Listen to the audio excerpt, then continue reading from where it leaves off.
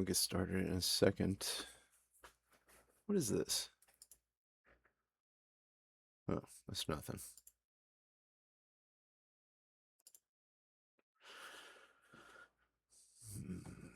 All right, so we're live on Twitch and on YouTube. Twitch is good.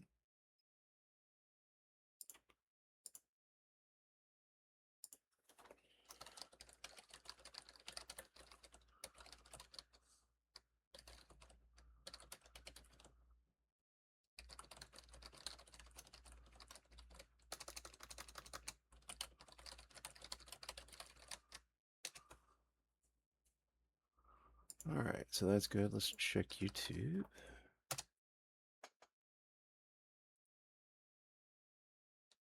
YouTube.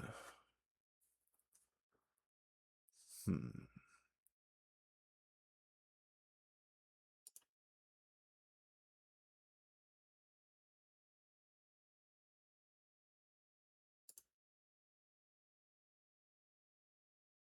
There we go.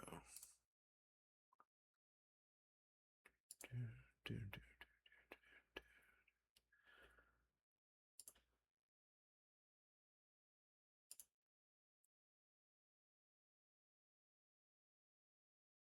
Okay, we can begin. All right, so I can't sleep. I'm bored. Let's check out what's going on in the news. Let's see what's happening in the world. And let's talk about it.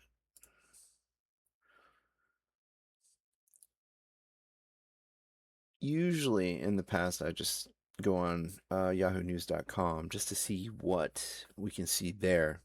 And I just tend to, see if there's anything that sparks my interest, and then I pursue it from there. So here we go. Let's see what we got here. Venezuelans forced to rescue their own loved ones as quakes response draws anger. Oh. From the preview here, the government isn't doing anything for the people. Residents yelled from behind a cordon on Friday, many of whom had loved ones trapped.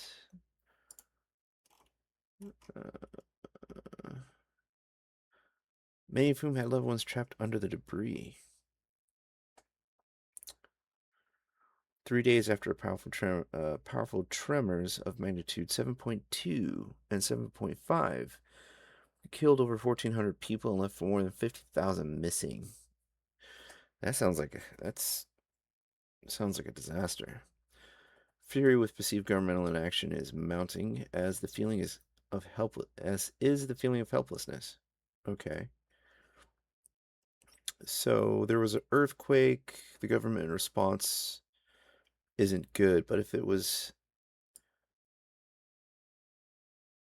a earthquake of that magnitude, wouldn't also the government, the people who would be initiating the government response be also affected by it?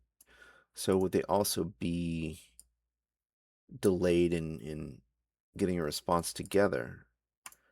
Which leads me to question, is 3 days for a place like Venezuela for an earthquake of that magnitude, is that an unreasonable response? I mean, granted, 3 days is an eternity, especially if something gets hairy. I think it would be if it were the US, but, I'm not too up to speed on where Venezuela is in terms of their disaster response, so.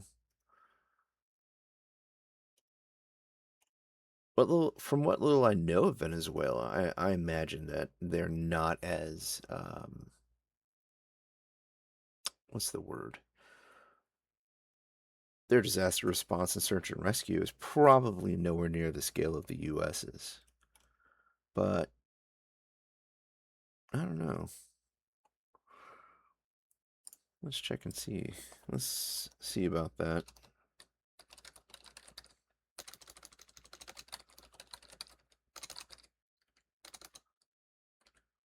then, holy crap.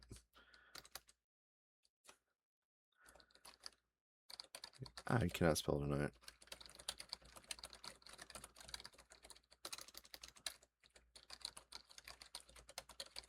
Now, I don't even think that AI is going to be able to answer this, but let's see what it says. Yeah, that's that's what I thought. So it's saying here, no, in general, the disaster response capabilities of Venezuela are significantly more limited than those in the United States. Some of the main differences include funding and resources, infrastructure, emergency management systems, and medical capacity. Okay, so the story makes sense. There was a disaster. The Venezuelans couldn't muster a response quickly enough, and people are angry. Let's see what else we can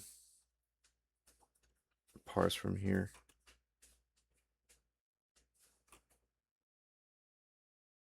I mean, this is far less controversial um, of a topic than when I initially just saw this article. I don't really see too much of a reason to continue with this one, so we'll move on. Just want to see if there's anything else we can parse from it. I mean, because that's literally all that's happening. Venezuela just couldn't muster a response to the earthquake. Okay, let's see what else we got here. Hmm.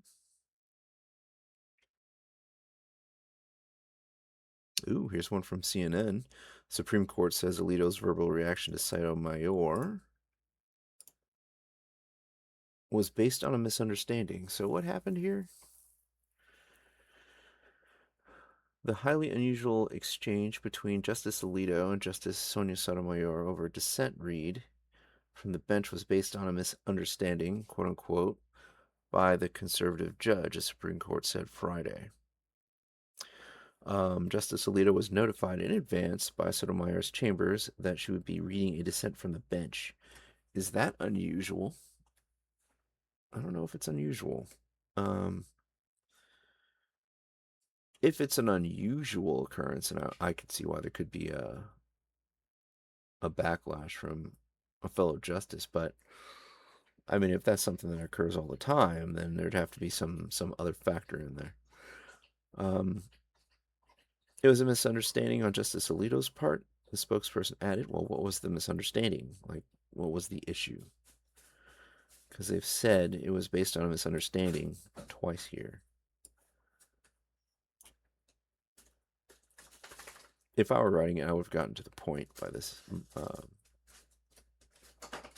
second mention. But let's see what they say. The rare statement came a day after a tense back and forth between the two justices when Sotomayor, the court's senior liberal, publicly read a dissent in a case involving asylum claims.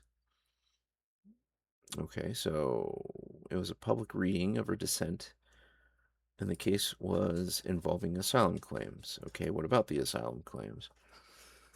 Let's move forward. Alito, a conservative. Why do they keep pointing out who's conservative and who's liberal? There has to be an angle here. Who was then set to summarize the next opinion, appeared taken aback by his colleague's remarks. Okay. We'll come back if they don't get to the point, and we'll check these two links. The way that this article is written, I'm getting the impression, especially with these two links here, I'm getting the impression that they're trying to funnel you to these two other sources by intentionally being vague on what the subject matter is. Like for here, like here, this link says highly unusual exchange in reference to the interaction between Justice Alito and Sotomayor. And I think that's why they don't go too far into what the exchange was. And here, publicly read a dissent. I get the impression that's why they don't actually say what she read, what Sotomayor read the content of her dissent.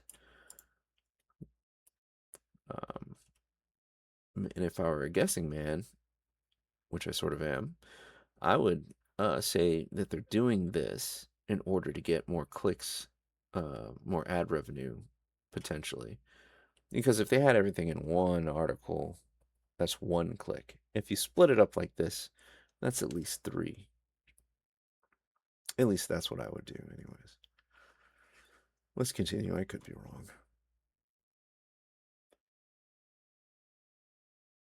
There's much that I would have added to my bench statement had I known there would be a dissent to read, Alito said.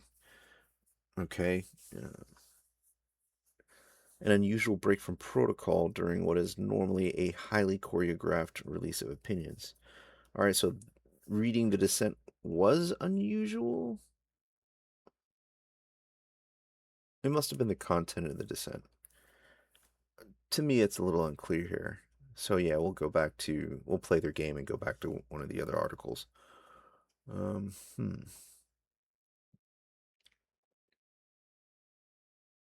Alito, who authored three of the four opinions released Thursday, suggested that at the time that he didn't realize Sotomayor would read her dissent verbally. That sounds odd to me. How else is she supposed how else is she supposed to present her dissenting opinion? Verbal dissents are rare and usually underscore a justice's strong disagreement with the majority's opinion. Okay, so that's part of the issue. Reading the dissent verbally is not a common thing. All right. The back and forth came amid signs of strife behind the curtain of the High Court as it veers towards its final days in the current term, juggling a number of cases involving President Trump and culture war issues. The Alito Sotomayor exchange came in a case dealing with policy of turning asylum seekers away at the border. Okay. Um, I wish they would have cited which case it was, but again, we'd probably have to go back to this link to figure it out. Let's see. So the majority approved that particular issue 63. Okay. I already don't like this article. The court is set to hand down additional opinions on Monday and is likely to wrap up the term next week.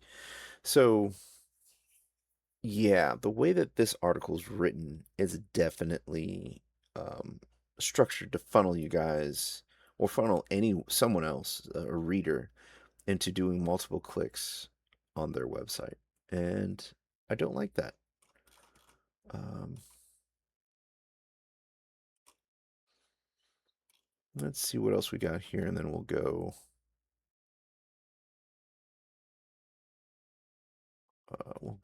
check the other links out real quick. After Alito quickly summarized his opinion for the court, Sotomayor read a lengthy oral dissent that, among other things, called attention to the infamous episode of the U.S. turning away a ship of Jewish refugees fleeing Nazi Germany in the 1930s. Hundreds of those refugees were later killed in the Holocaust. Um, yeah, that sounds pretty bad. No, not gonna lie. There's probably a less controversial example that she could have quoted. After Sotomayor's presentation, Alito was set to explain the next opinion. Instead, he continued briefly to discuss the asylum case, noting that it had been used by both the Democratic and Republican administration. He also described the policy at issue in the case as orderly and humane. Well, they don't really give you much detail there, so it's going to be kind of hard to um, it's going to be kind of hard to actually um, fully understand what they're trying to talk about. But let's go back and see what's going on here. Hey, Omazi, how's it going? Let's see.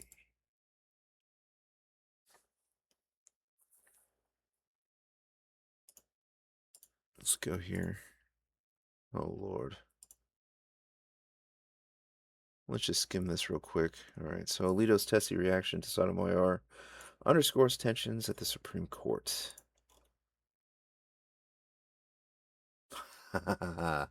Yeah, it's behind a paywall. I'm not doing that.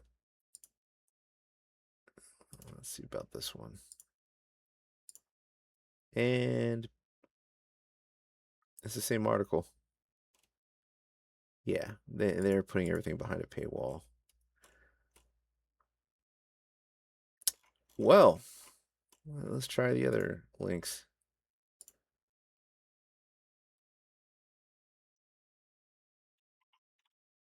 I guess we could read this one.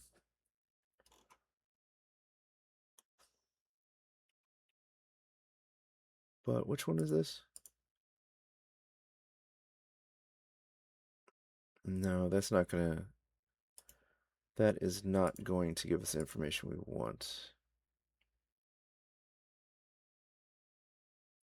Sotomayor apologizes for hurtful public comments about Brett Kavanaugh on immigration.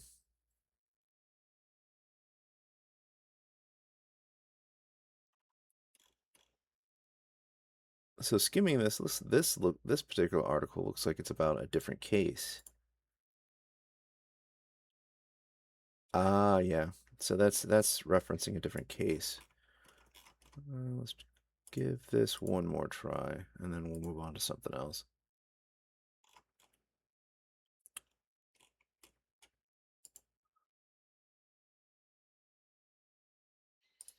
Yeah. All right. So the referenced articles that contain the actual meat of the story are behind a paywall. So, not I'm not paying that. All right. So, we're done with that. Long story short, um, from what I gather from here, and the actual details about what the dissenting opinions were are behind a paywall. So we're not. I'm sure I could probably figure them out if I did a bit of a deeper of a dive, but I don't really feel like it. And but it looks like Alito was reading the majority opinions on some cases that they had made decisions on. Justice Alito, and then Justice Sotomayor, in a rare occurrence, read a dissenting opinion that had some inflammatory remarks in it, or at least unacceptable or controversial at minimum remarks in it, and that ruffled some feathers. But also, it doesn't look like that's the the first instance that she's done that, because down here, it says that she issued a public apology in April after she criticized Justice Kavanaugh for his writing in another immigration case. So yeah, sounds like she is starting to get a little bit of a track record for um, making unnerving opinions. So yeah, we'll leave it there. Immigration's been a very hot button in the last couple of years. So it's interesting too, because me and my siblings are mixed because both of my parents are mixed. My mom's originally from Virginia. My dad's dad is originally from D.C., but his mother was actually an immigrant from France. So um, you swirl that around, you get people that look like me. I hear a lot of interesting things from folks that who don't think I'm a foundational Black American, even though I'm mixed. Um, Lots of interesting things. There's if I wasn't part white, I've heard things that I'm pretty sure that maybe people probably wouldn't have told me if they um, realized that I was a Black American. But I don't want to get into that right now. We can get into that later. I don't want to get angry. Let's see what else we have here. Ooh, Sanders releases a trove of internal HHS emails showing RFK Jr. pressured the CDC over vaccine messaging. Let's take a look at this. This is from The Hill. I guess the author is Ryan Mancini.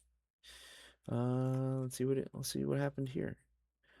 Senator Bernie Sanders, independent Vermont, on Thursday released a tranche of I don't know how to pronounce that word, of Health and Human Services HHS emails that appear to show that HHS Secretary Robert F. Kennedy Jr. Pressuring the Centers for Disease Control and Prevention over its vaccine messaging. Now, when they say appear to show, that's a little loose for me. Like, did it actually show him pressuring them, or does it not? Or is it something in between? Maybe it's a mix of both. But just simply saying emails that appear to show, that's a little weaselly to me. Like, that gives people a avenue out um, if the readers aren't too convinced about what is being presented. Emails indicate that Kennedy directed the CDC's vaccine advisory panel to restrict access to vaccines, allowed researchers to access confidential data to indicate that the disproving claim that vaccines cause autism, and changed recommendations for the public to receive COVID-19 shots without input from the CDC.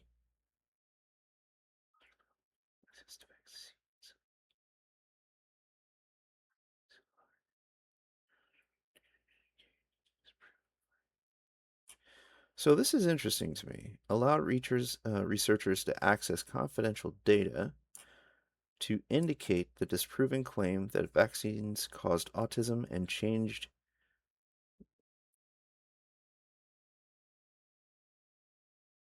Okay, so the data showed that it didn't cause autism. Okay, that's interesting because I've heard that several times, but I never really looked into it.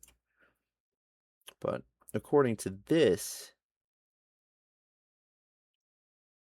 I don't know why confidential data is in quotes. The way this is written seems a little weird to me. Um, Seems a little suspect, not gonna lie. But yeah. Anyways, I found that a little interesting, but we can move on.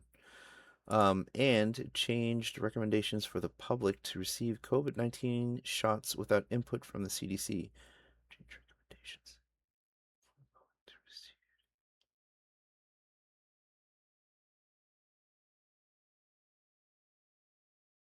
The way this is written very much confuses me. So the recommendations were changed for the public to receive COVID-19 shots without input from CDC. So the recommendations for the public. Okay, so the recommendation was changed without CDC input. Okay, got it. Simple enough. Um, but that's a little bit different than pressuring the CDC to do something. Just here, it sounded like he directed them. So the way that I think about things from a leadership perspective, if I'm directing you to do something, that's not really pressuring you to do. That's not the same as pressuring you to do it. Pressuring you to do something would be harping on you over and over again, or leveraging something that you need in order to get something done, like in more of a, not a hard leverage, but like more of a passive one. It's like, hey, you should really get this done the way that I instructed, or X, Y, and Z. Whatever that soft punishment would be. Like, for example, maybe you don't get all of the funding that you want. Maybe you don't get the approval of something that you've been leveraging for, something like that. You know, but that's different. Directing someone to do something is different from pressuring them to do something. So let's continue. Less than a week later, Kennedy fired Menarez for failing to rubber stamp recommendations from the CDC's vaccine panel, the Advisory Committee on Immunization Practices. Sanders said in a statement. So he directed someone to do something and they didn't do it. So then they got fired. That sounds like a consequence not for not following orders, so to speak. Now, I'm not saying that this is good or bad. I'm not taking sides or anything. I'm just reading through this and seeing what I parse from it. But one thing I've noticed about some articles recently is that it seems like they're written in a specific way to present you enough information to guide you to a conclusion. Because here it says, less than a week later, Kennedy fired Monarez for failing to rubber stamp recommendations from the CDC's panel, according to Bernie Sanders. Well, what does he mean by rubber stamp?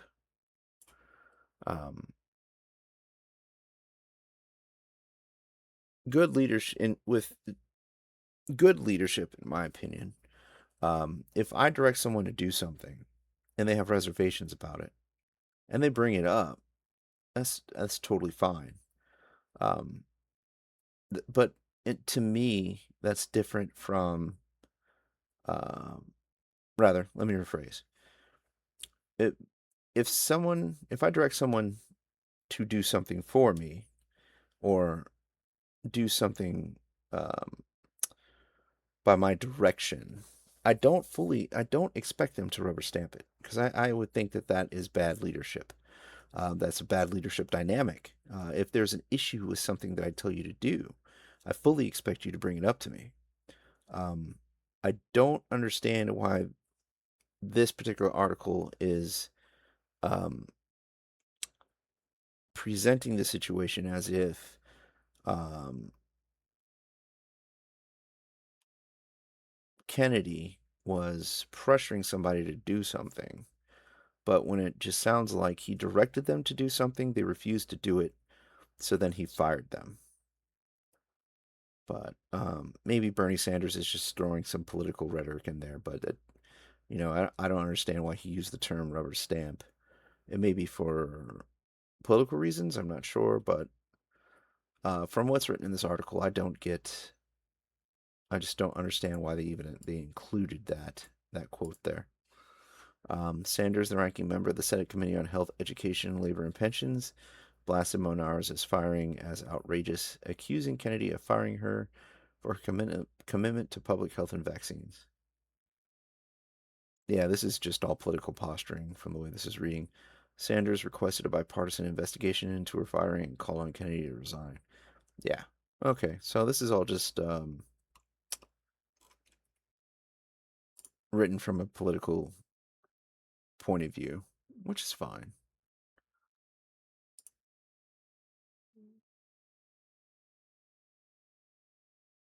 One second. Okay. Um, but again, being in charge of any kind of entity, organizational entity, and directing someone to do something, they don't do it, then you fire them, is definitely not pressuring someone to do something. That's just this in this case, it's just a simple, like I said before, it's just a simple consequence of not doing your job. He said this request came directly from the secretary. The staffer wrote, I noted that these have been paid for and are in flight, and he acknowledged and asked work we work right away on things that are on social online magazines, and then we'll eventually need to do items that may be on bus stops or benches. I must have skipped something. Oh, sorry. Backing up.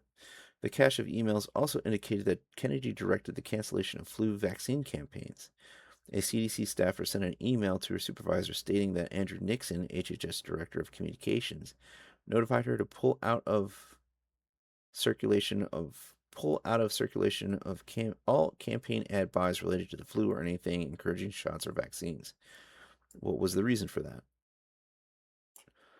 He said, okay, this makes sense now. He said this request came directly from the secretary. The staffer wrote, I noted that these have all been paid for and in flight, and he acknowledged and asked that they work right away on things that are social online, magazines, etc. Okay. So that's just an explanation of the cancellation of the flu vaccine campaign? Okay. But I don't understand. I still don't see how this is pressuring anybody to do anything. Well, moving on. A separate email issued by Nixon and released by Sanders insisted that the request was a direct ask from Secretary Kennedy. They already stated that. Sanders said that Deborah Horry, a former CDC chief medical officer, gave the emails to the committee. Okay. Um, hopefully none of them were classified. The Hill has reached out for HHS's comment. Sanders has called the Help Committee chair, Senator Cassidy, to schedule a hearing against Kennedy's vaccine claims, as the secretary had a long history as an anti-vaccine activist before President Trump nominated him to HHS. The Vermont senator accused Kennedy of running a dangerous misinformation campaign as the head of HHS. This is just political from the way it reads. Unless there's more to it that's not listed here, it does not sound like what they detail, in my opinion, is Secretary Kennedy pressuring his subordinates to do anything. The example they gave was simply somebody who um, refused to a direct carry out a directive from the secretary himself. They didn't do it, so they got fired. I don't see what the pressure is there. That should be the expectation. Like, that's the risk you should be able to understand. Um, that should be the risk that you should understand you're taking when you refuse to carry out something like that. And again, if it were me, if you think I'm telling you to do something stupid, let's have a conversation about it. But yeah, that's how that goes. 1 second. Okay. Well, let's see what else. That one was, again, it was like it was written from a political stance. I'm just glad it didn't have like all the information on paywalled articles somewhere else. Let's see here.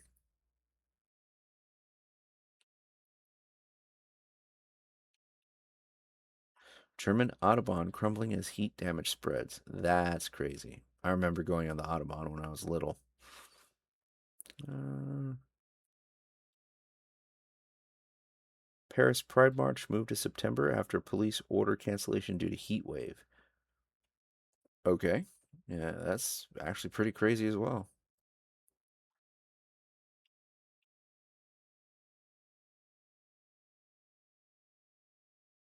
Hmm.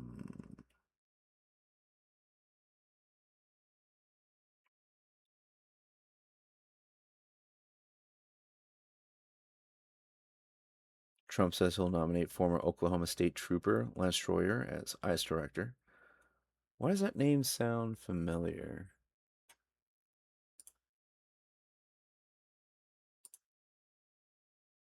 Weird. Hmm. We'll skip that one. Let's see. JD Vance praises Usha Vance's budgeting skills after $8 dress debate. I mean, dude, I don't understand why this article even exists. You can go to Ross and Marshall sometimes. You can find like really good clothes for $8. Hello. Immigration, birthright, citizenship, guns, and more. A guide to the Supreme Court's biggest rulings this term. Let's take a look at this. Some of the court's most important cases remain undecided as the justices prepare to wrap up a term full of landmark rulings. Okay, well, let's see what this says. The Supreme Court is getting ready to wrap up a pivotal term in which it has weighed on a number of President Trump's most controversial policies and delved into some of the most hotly debated topics. You know what's interesting? Um, what is considered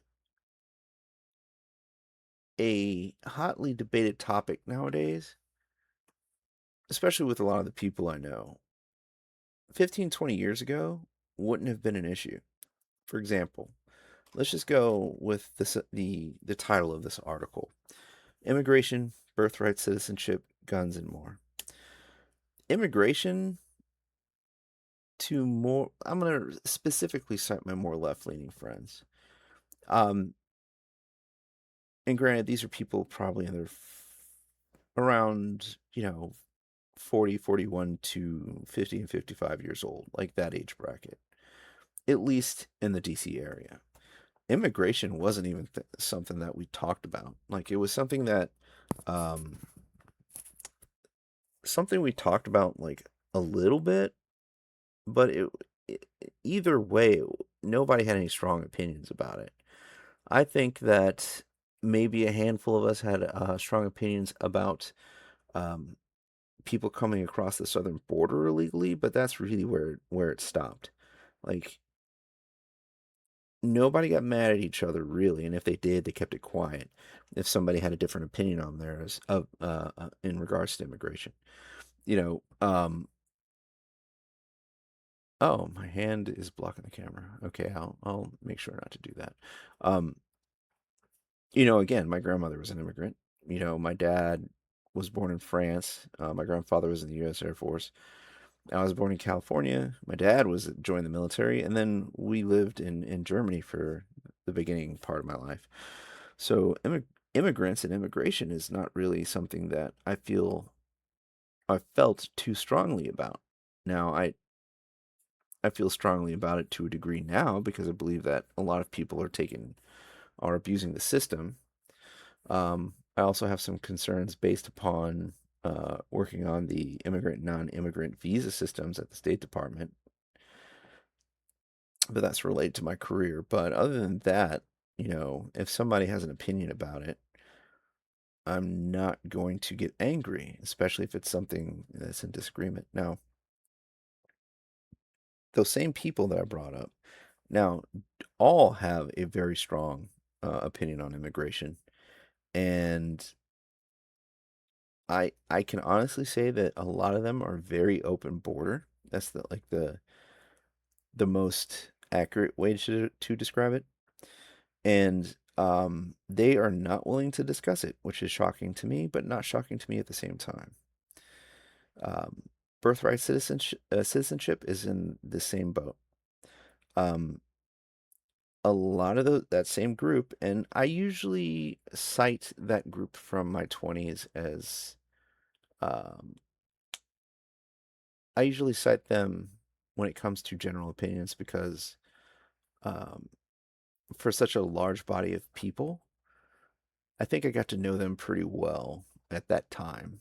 And seeing the difference between them then and them now is a little weird and shocking because I don't understand how some people can go from one opinion to the other down the line to the degree that they have. Um, it kind of makes them seem a little unstable, in my opinion, but we'll get into that later. But birthright citizenship, I kind of see it in the same vein, you know. Um, I don't really have too much of a strong feeling about it, but there are definitely people who've taken advantage of it. Like, um, again, in my 20s, I had a friend who came into the U.S. visiting while she was pregnant. She stayed long enough for her baby to be born. recovered a little bit, went back home, but her baby is now an American citizenship, and the mommy is not. The mommy does not. That seems like if it were me running the U.S., I wouldn't allow that because the child will get benefits that the parent would not be entitled to, and it leaves it open for abuse. Let's see. Oh, um, guns is an interesting thing, in my opinion, and we can talk about that. Like when when I started into my adulthood, I had a very negative opinion about firearms. And it actually came from my martial arts background. Um, I did judo heavily, and I did Ishinryu karate at the same time. And the one thing that we were always told was that guns were unnecessary, guns were cowardly, guns were just a negative thing. And I think part of that actually was because um, there were issues with quote unquote gangs in PG County when I lived there. And violence was a little bit more prevalent back then, nowhere near the levels of DC, but even though these two examples aren't gun related, there was two incidences in high school that were pretty crazy. There was a guy who looked like me, but I think he may have been from Thailand or mixed Thai because his name was very long. And they used to call him Bingo. Apparently, well, I think we were in sophomore year in high school at the time. He took a young lady out in the backwoods behind our high school and killed her and crushed her head in with a rock or a sink that had been disposed back in the wooded area. Because people used to dump trash, all sorts of trash back there. But there was that, and then a guy who was in my AP class, whose name eludes me right now, but I remember his face. He got picked up because he attacked somebody at Springfield Mall's parking lot with a machete. Wait, maybe it wasn't Springfield Mall. It was an Iverson Mall, with a machete. So um, the reason why I bring that up, uh, those two examples, is the argument that some people had was in those scenarios and scenarios like them, if the victim had a firearm, concealed carry, whatever, they would have been able to defend themselves. But with that being said, as I got into my adulthood, my 30s, I realized even though I did not like firearms, I actually didn't know anything about them. I had never handled one, never fired one. Um, I just didn't know anything about them.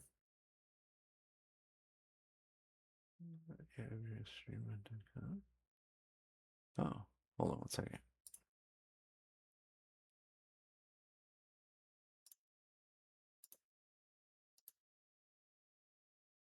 One moment. Okay. Yeah, that's a bot. But yeah, I didn't know anything about them. So went to a gun range in Lorton, rented a Walther PPQ, fired about 200 rounds through it. Realized that my understanding was totally incorrect. I thought it was easy to aim and fire a pistol and be accurate. And because people kept telling me it's as simple as just aiming and pulling the trigger, that was incorrect. Um, so then I started talking to the staff there. Oh, I did that later after I was done on the line. But there was a guy in a booth next to me who had an AR-15 and an AK, and I thought that they were automatic weapons until I kind of observed him shooting them and realized that they weren't. So originally I thought maybe the ones he had weren't, and then I went out and started talking to the staff at the gun range in the front store, and then found out that, um, yeah, 99.9% of the ones in circulation are not automatic, and the ones that are highly registered, highly regulated, and the vast majority of them are from like 1984 and older. So they're old, they're worn out. A lot of them you can't get parts for. It's more of a novelty, and they're super expensive. But anyways, back to the article. Oh, so the reason I bring that up is that I understand there are people who don't like firearms. However, the majority of those same people actually, just like I did, don't understand anything about them. They don't know anything about them. They know them on a surface level, and a lot of that information is incorrect. And that's why a lot of those folks can't explain why they back the gun laws that they do, um, even though a lot of those gun laws, the way they're written, if you think about it, even from a practical lens, they don't quite make sense. They're not common sense, like they say.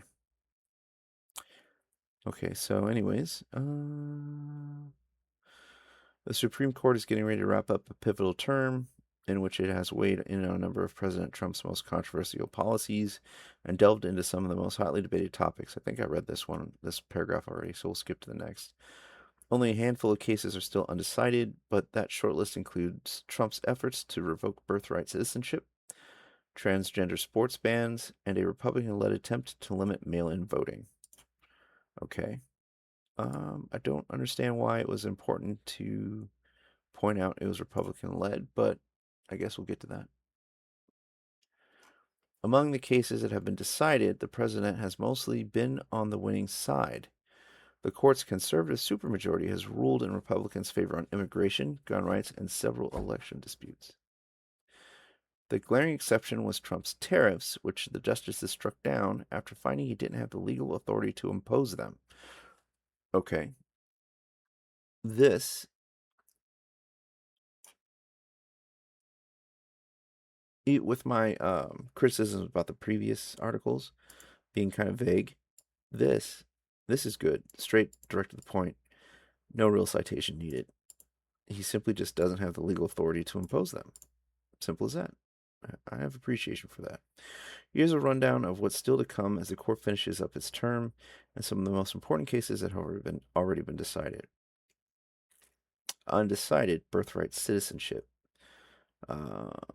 So this case is going to be at the what's this case about? At the beginning of the second term, Trump signed an executive order attempting to end the practice of universal birthright citizenship, which grants full which grants full U.S. citizenship rights to anyone born in the country. I don't think he has the power to do that. But then again, that's probably what this case is about. But let's continue. Under the terms of the order, a baby's citizenship would be decided by the legal status of the parents. Children born to mothers who are in the country illegally or who are legally present on a temporary visa would not be granted citizenship unless the father is a citizen or legal permanent resident. Trump's order would, for the first time, create a category of immigrants whose children would not automatically become American citizens. Okay.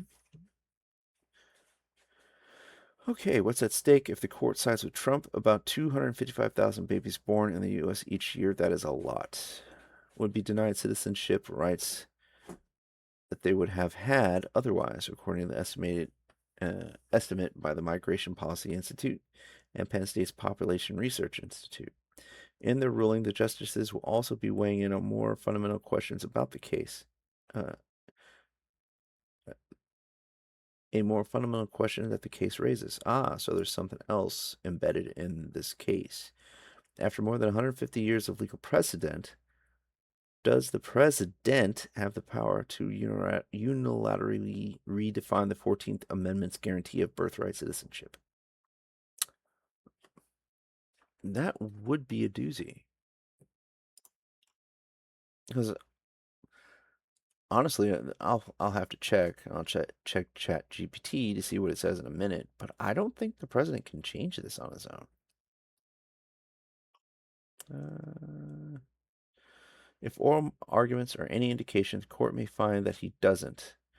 The justices, even the conservative ones, appeared to be skeptical of the Trump administration's reasoning that they heard when they heard the case in April.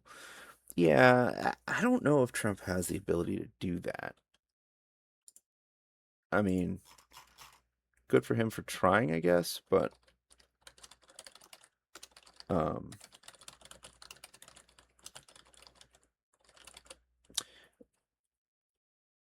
there's lots of politicians who try things only to fail. I can go into what's happening here in Virginia. We can do that another time, though. But yeah, it seems like politicians are being a little bit more emboldened to try to pass legislation just to see if it sticks, but we'll see.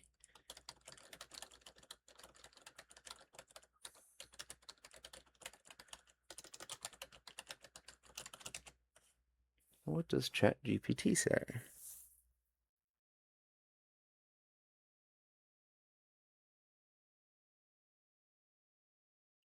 So this says ChatGPT's answer is that no, not by himself through an executive order, which is what my understanding is. To truly eliminate, broadly revoke, to truly eliminate or broadly revoke birthright citizenship, the strongest legal view is that it would require either a Supreme Court decision changing the current interpretation or a constitutional amendment, not just a presidential order. So,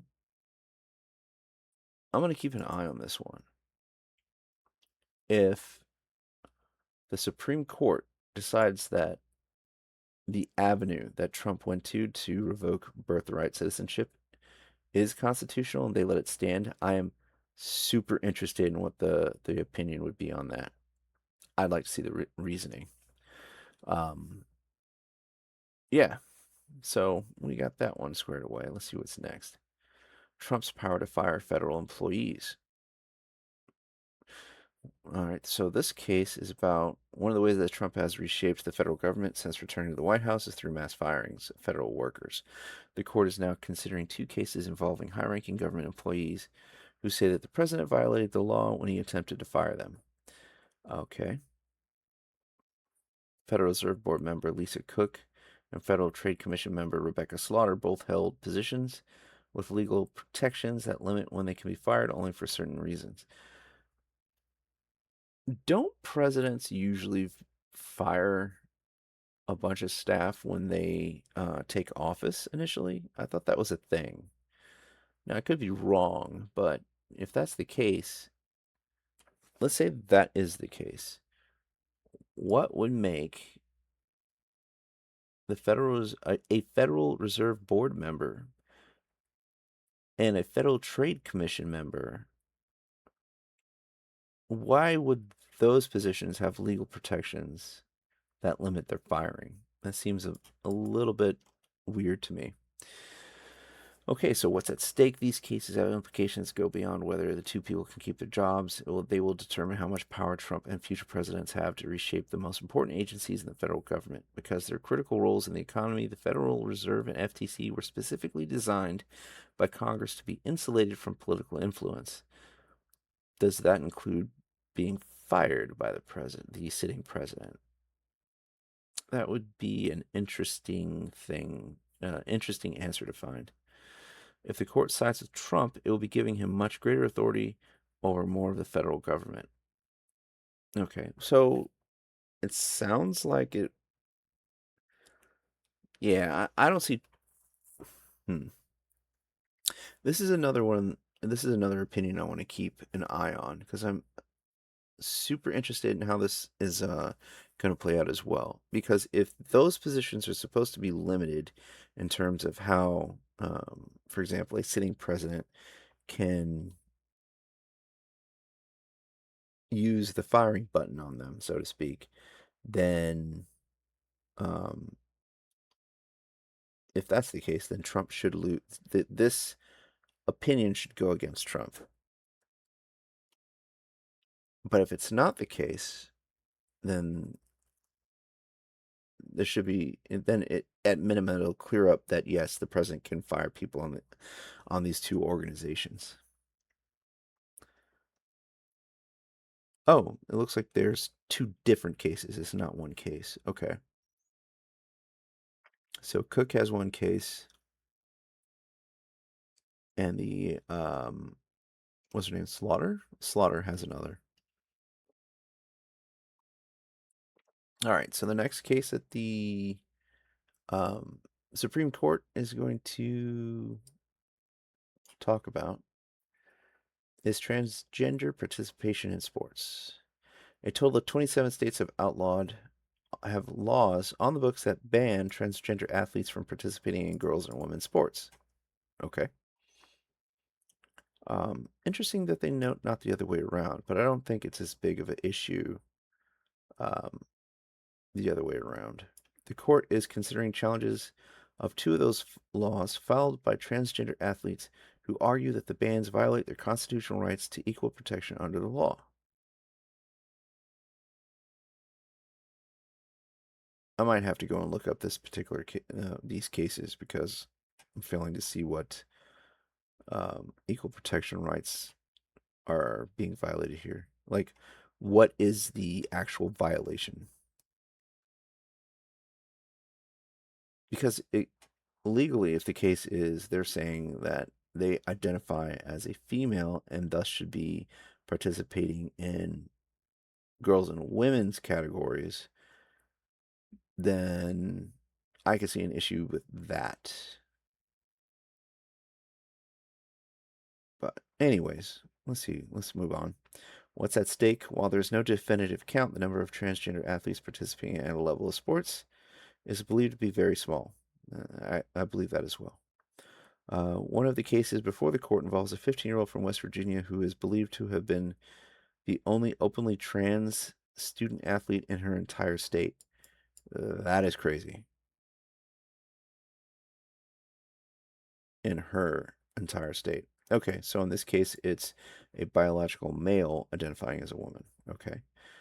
2 years ago, the head of the NCAA told Congress that he was aware of less than 10 trans competitors in all of college sports. I wonder if that's accurate. Anyways, moving on. Sports bans are part of a much broader campaign to limit the rights of transgender people, including bans on gender affirming care for minors. This is interesting to me. Um, I, from a practical standpoint, I fail to see how this is controversial because, for example, one of the what are they called? Hormone blockers that's being used is actually a chemical used for chemical castration, from my understanding.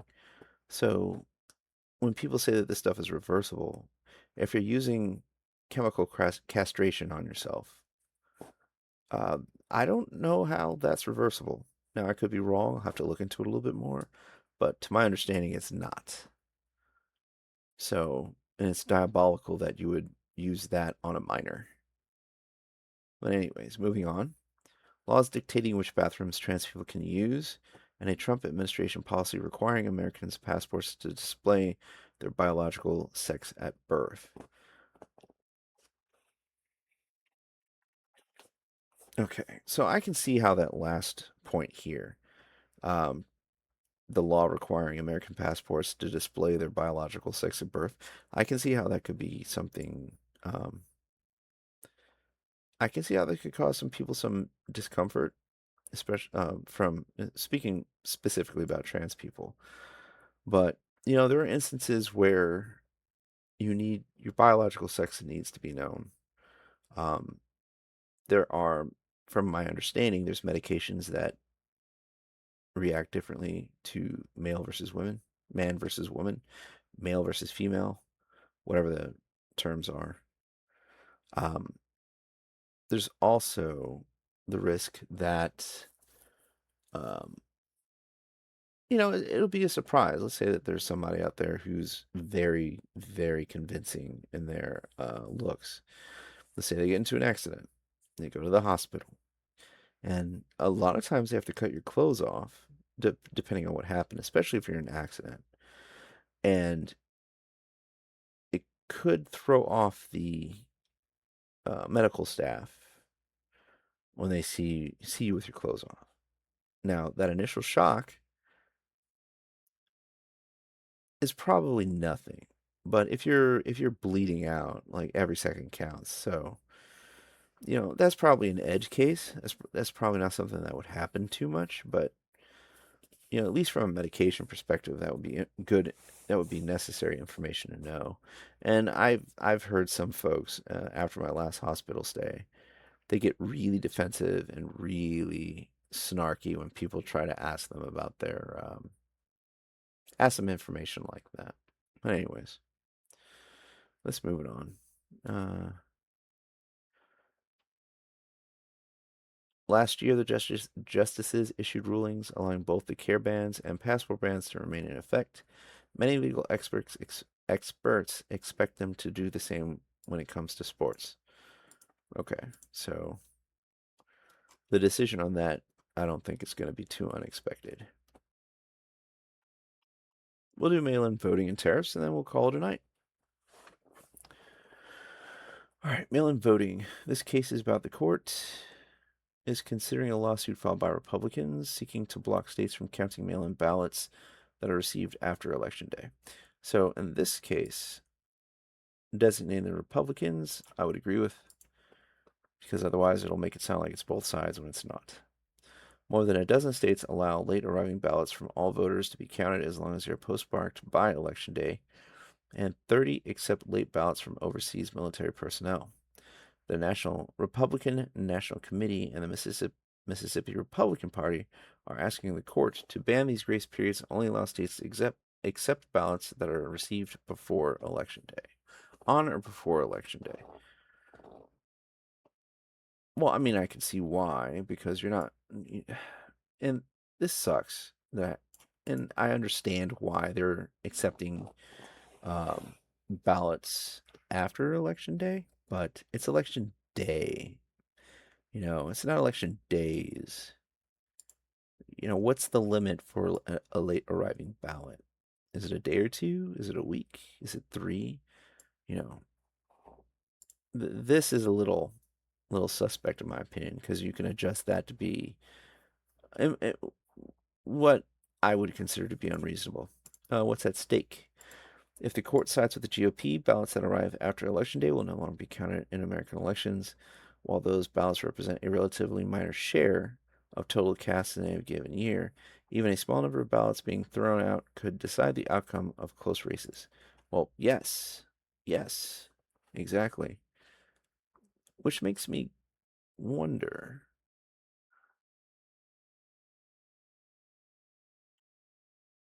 why point out that these ballots represent a minor share, and then at the same time point out that even a small number of ballots being thrown out could decide the outcome of close races.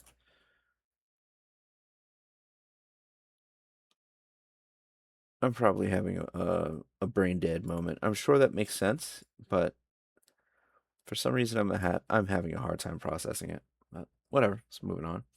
The case is also part of a more comprehensive campaign by Republicans to limit mail-in voting across the country.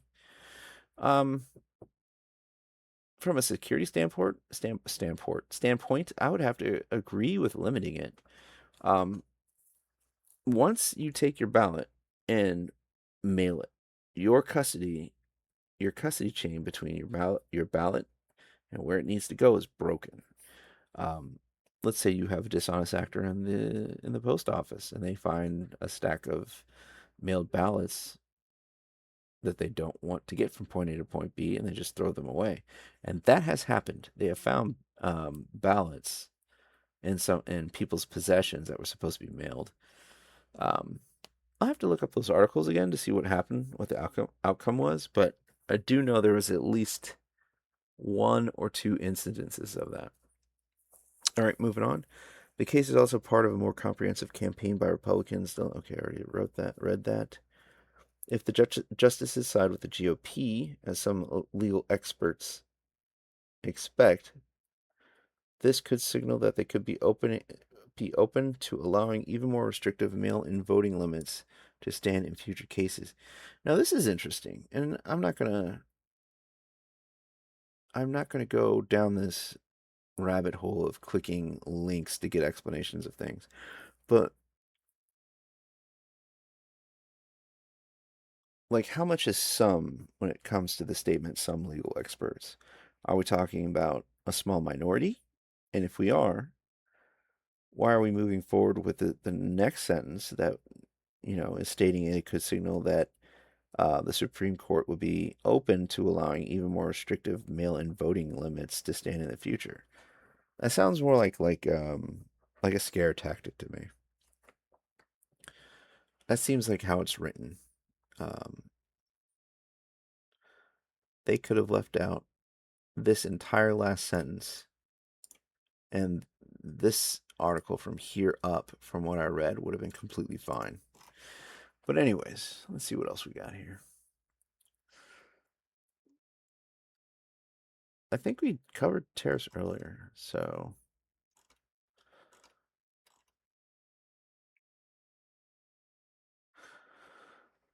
oh, we'll do this one instead on guns real quick. The court issued the latest in a string of long pro-gun rights rulings when it struck down a Hawaii gun control law.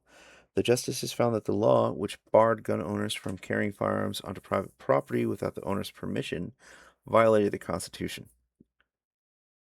From the way that is described, yes, because it's a little silly. And I understand the argument that in this case, the property owner should be aware of who has a firearm on their property. Um, I understand that, but it is a little strange that this was not seen as a violation of of someone's constitutional rights when it was submitted for approval at the state level. This particular law. So why gun control law? I mean, because it's a right. People should be able to exercise those rights without the permission of someone else. You don't need permission to vote from your neighbor or property owner. Um, you don't need permission from someone to exercise your right to free speech or your right to religion. Like it that just doesn't make sense. I'm not shocked that got struck down.